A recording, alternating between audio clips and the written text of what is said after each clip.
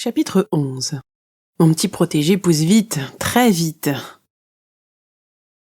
Une des nombreuses choses que j'ignorais sur les dragons, c'est qu'ils ont une croissance très rapide. Et pour grandir autant, le mien n'arrêtait pas de boulotter.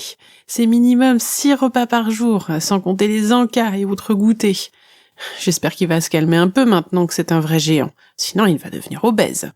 C'est hallucinant la quantité d'or qu'il est capable d'engloutir. À notre retour de l'île, j'avais le cœur gros en voyant notre trésor fondre à vue d'œil. Après, avec le temps et l'habitude, je me suis fait une raison. Et puis je ne suis pas du genre princesse Gripsou. Je suis une princesse aventurière. Et pour une aventurière, avoir un dragon à ses côtés, c'est carrément la classe.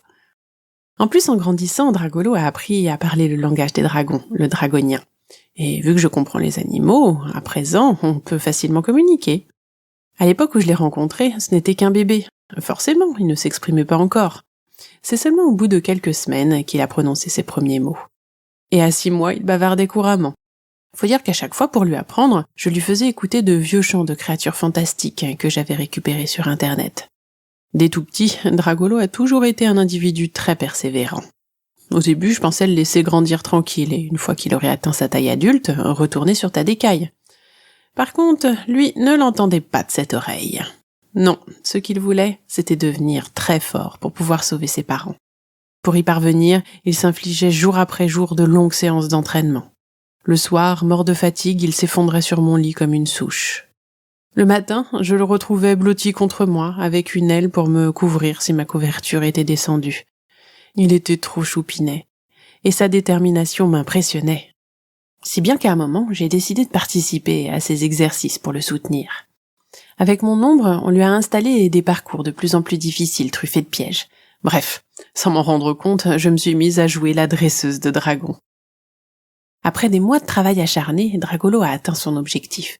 Il est devenu puissant et très rapide. J'étais vraiment fière. Mais lui ne le voyait pas de cette manière. Au contraire, il doutait sans cesse de ses capacités, et il s'entraînait toujours davantage. Lorsque je le félicitais après une belle performance, au lieu de bomber le torse, il avait tendance à baisser la tête, comme s'il ne méritait pas mon admiration. D'ailleurs, mon ombre a rapidement décelé son point sensible. Taquine, elle s'amusait à le flatter, histoire de le mettre mal à l'aise pour le voir rougir. Comme je le disais, au fil des mois, Dragolo a grandi à toute allure. Ce n'était pas facile de nous adapter à une évolution aussi fulgurante. Par exemple, sa taille est vite devenue compliquée à gérer, ne serait-ce que pour passer la porte de ma chambre. Heureusement, j'ai une immense baie vitrée qui donne sur un vaste balcon avec une solide balustrade. Depuis qu'il a 4 mois, il entre donc par ici. Sa croissance s'est également révélée un problème à l'heure du dodo. Eh oui, en moins de temps qu'il en a fallu pour le dire, il n'y a plus assez de place pour nous deux dans mon lit. À ce moment-là, j'ai demandé à maman de lui fabriquer un tapis super confort pour qu'il puisse continuer à se coucher près de moi. Mais chaque matin, c'était la même histoire. Il y avait toujours un morceau de Dragolo qui envahissait mon espace. Lorsque ce n'était pas la queue, c'était une aile ou une patte. Je finissais systématiquement la nuit à l'étroit. Pour autant, je n'allais pas me plaindre parce que mon bébé, qui devenait grand, cherchait encore mon affection. La vérité, c'est que j'adorais le sentir collé à moi quand je me réveillais. Ça me rappelle que petit, mon dragono se glissait dans mon cartable. Gare à ceux qui s'approchaient de moi pour me jouer un sale tour. Évidemment, ça n'a pas duré longtemps. Au bout d'une semaine, ce coquinou avait dépassé la taille de mon sac. Plus âgé, il a fait tournoyer un élève qui m'avait fait une mauvaise blague, jusqu'à ce qu'il vomisse son goûter. Depuis, je crois que ce farceur a perdu le sens de l'humour. Bref, c'est cool de vivre avec un dragon. Plus personne n'ose m'embêter. Même les gros durs de l'école, qui s'amusaient à me tirer les cheveux, aujourd'hui, ils ont tous la frousse de finir dans son estomac. Car bien sûr, je ne leur ai pas dit qu'ils ne mangeaient que de l'or. Sinon, j'aurais dû leur parler du trésor, et ça aurait sans doute attiré un bataillon d'escrocs dans le coin. Quant aux amis, j'en ai bien plus qu'avant. On peut dire que j'ai la cote depuis que mon dragon me dépose dans la cour chaque matin.